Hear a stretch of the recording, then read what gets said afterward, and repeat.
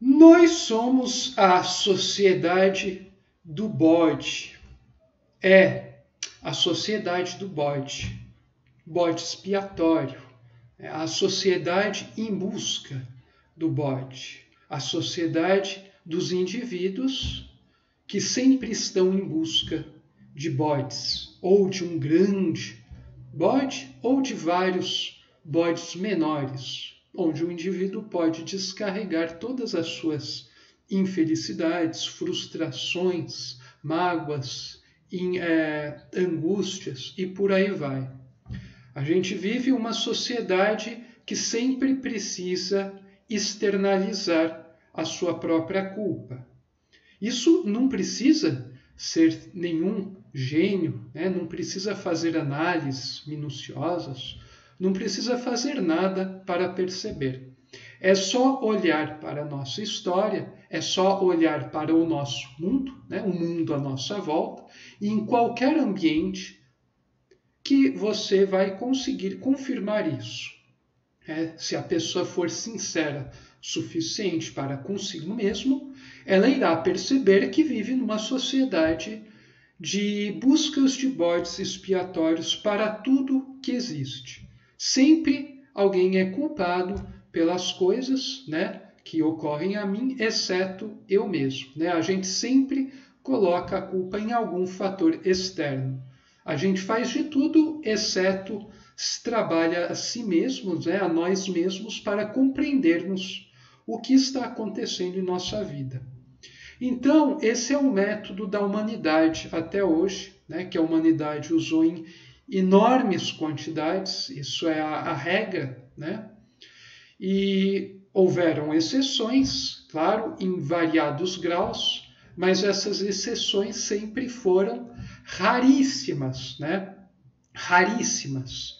E às vezes uma pessoa, quando vai começar a implementar um método de reforma íntima, ela também não vai fazer em doses grandes, né, como os santos, os místicos, mas vai fazer numa dose pequena, o que já é um bom começo.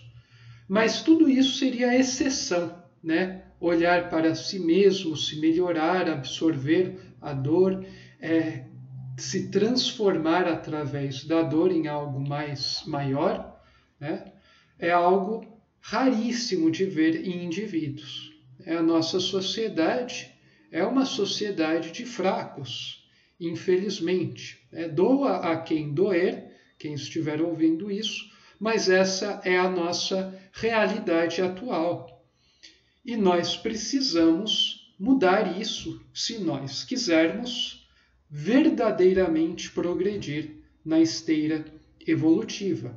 Nós precisamos nos conscientizarmos dessa realidade mais profunda, que o intelecto, né, o nível de consciência dominante, o racional analítico, sempre coloca como algo bobo, uma coisa, no máximo, bonitinha, muito ideal, mas impraticável. A realidade é essa. Você faz, né, os esquemas, você pratica seus gozos, você foge da dor que nem uma pessoa insana e você tenta distribuir, né, suas infelicidades dentro do possível, elegendo alguns bodes, né? Daí você manda, né?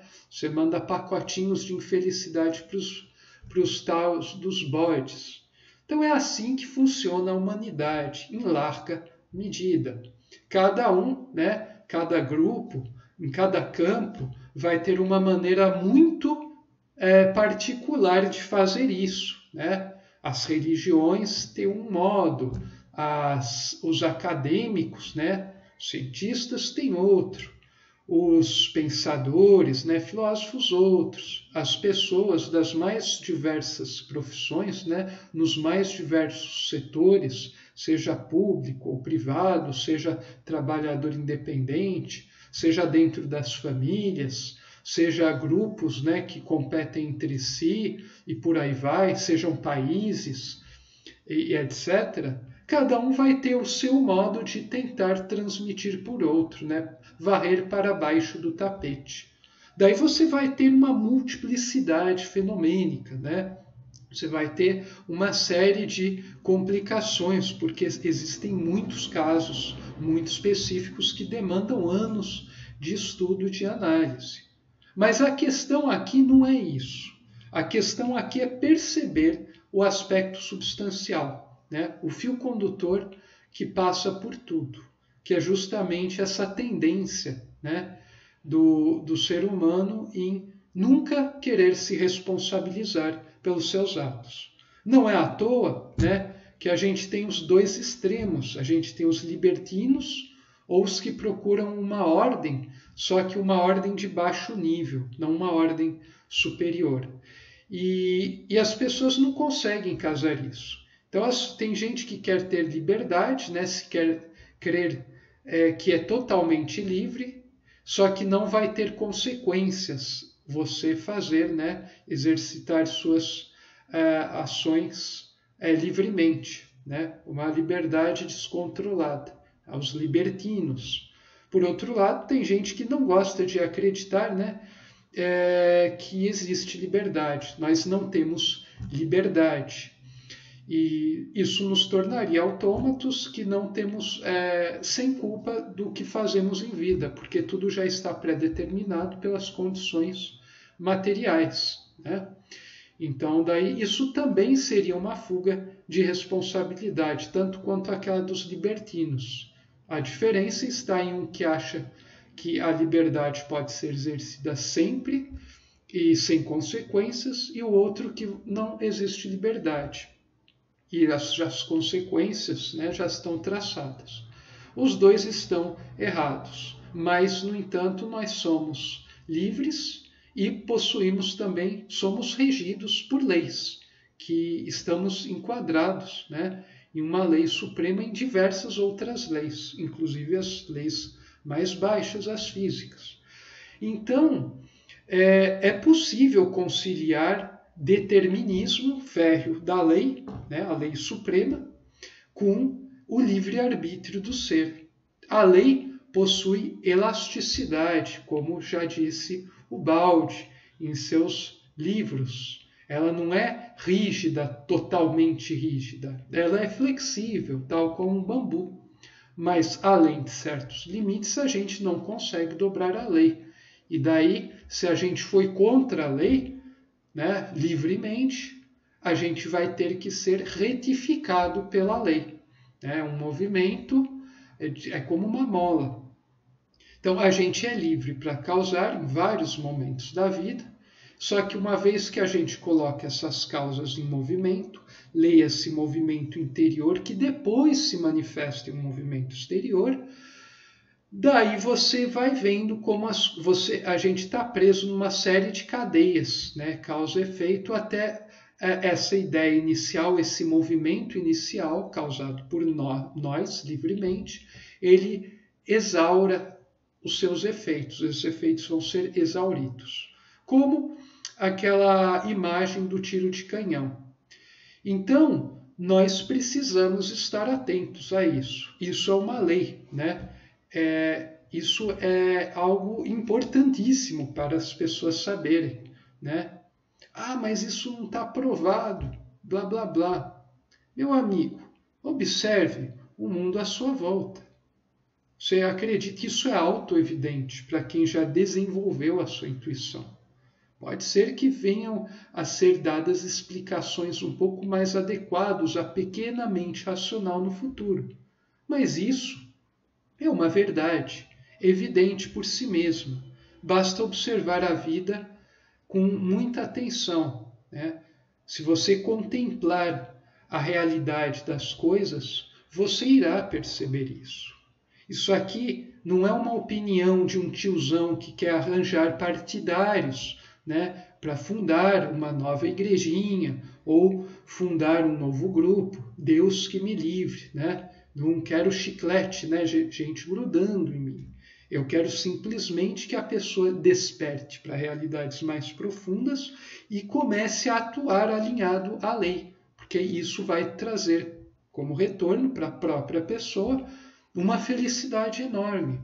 E daí a gente vai conseguir começar a se relacionar. Vamos criar pessoas que estão subindo, né, saindo dessa nuvem e daí se relacionando num nível superior, formando uma objetividade mais elevada do que a objetividade atual, muito pobre, muito limitada. Pois é, um mundo mais elevado, um mundo mais espiritualizado, ele é objetivo também. Só que o caminho para chegar nele é partindo dessa objetividade grosseira, nos adentrarmos cada um nas suas subjetividades, irmos trabalhando isso conosco e com os outros, tendo abertura, né, com muito amor, né, com muita compreensão, para que futuramente a gente comece a consolidar um novo piso nesse edifício sendo montado. Um piso sólido que será uma nova base objetiva para uma nova civilização. A civilização do espírito. Essa é a civilização pelo qual nós devemos trabalhar. Esse é o nosso futuro. E para isso, nós precisamos nos dedicar a isso. O mundo atual está desmoronando. Isso está muito claro para mim. Isso está claríssimo para mim. E para quem já tenha despertado, em algum grau, isso também está muito claro. Então, nós precisamos apenas nos dedicarmos o necessário para mantermos a nossa vida mundana, e o resto das forças nós devemos colocar em prol de construir as bases de uma nova civilização. E isso começa transformando, né, transubstanciando a sua própria natureza, a nossa própria natureza. E isso vai se refletir naturalmente como num transbordamento de atos, de palavras, de projetos de vida e por aí vai, de atitudes. Então, esse é o método para transformar a si mesmo e transformar o mundo como consequência. É a famosa revolução que dará certo e se consolidará. Então, nós não podemos mais ser uma sociedade de bodes, né? Ai, que a culpa é do outro, que a coisa estava ruim, que morreu o periquito, porque isso, porque aquilo. Assim, é impressionante, né? Eu, como professor, eu percebo isso, né? Continuamente. A pessoa sempre procura, né, algum fator externo para tentar explicar o porquê dele não se sentir tão pleno na vida. Ele nunca procura atacar os seus calcanhares de Aquiles. E isso é sério, isso é uma coisa que precisa ser feita. Numa futura civilização, o sistema educacional vai estar atento a isso desde o início, né? Desde as séries iniciais do ensino fundamental até o nível de doutorado, né? De pós-graduação. Estará sendo algo trabalhado sempre no indivíduo, né? Então, nós precisamos abandonar essa mentalidade antes que ela nos devore. Essa era a mensagem de hoje. Caloroso abraço, saudações fraternas a todos vocês.